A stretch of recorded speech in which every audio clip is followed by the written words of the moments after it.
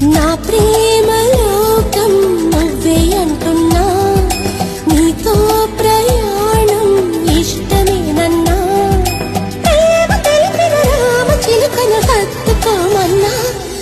చెప్పాలనుంది చిన్న మాటైనా, ఆగనంది దాగనంది లోలోన, ఇన్నాళ్ళ నుండి ఉన్న మాటైనా, ఇప్పుడేగా చెప్పమంది ప్రేమైనా.